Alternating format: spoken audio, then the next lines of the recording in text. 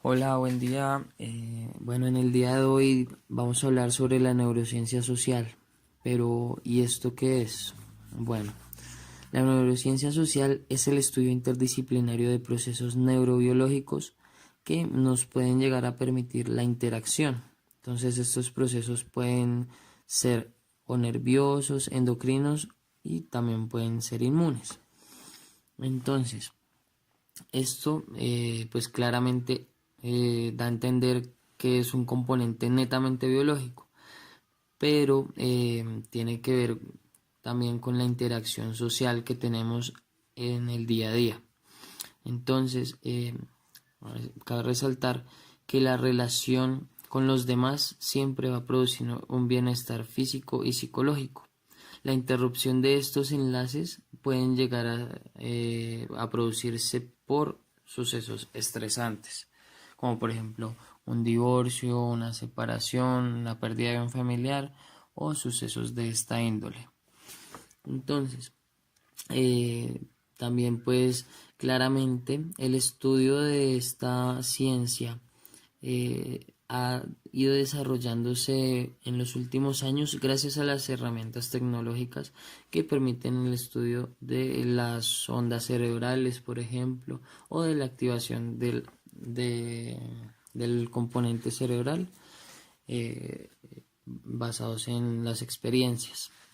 Entonces, ¿qué, qué entes componen este estudio? Entonces, la percepción social. Esta es el entendimiento de lo que hacen los demás, es decir, cómo entendemos los cuerpos, los rostros y las acciones de los demás, qué es lo que nos quiere dar a entender el rostro o el cuerpo o las acciones de los demás. Entonces, por ejemplo, los rostros y cuerpos son una fuente de estímulos visuales. Esto pues son esenciales dentro de la comunicación, mientras que las acciones se ha llegado a entender que mediante neuronas espejo se pueden llegar a entender estas acciones. Además, al entender esas emociones ajenas de las personas a nuestro alrededor, podemos entender también los estados emocionales. Ya a partir de este entendimiento de los demás, podemos llegar a entender pues nuestro propio comportamiento, entendernos a nosotros mismos.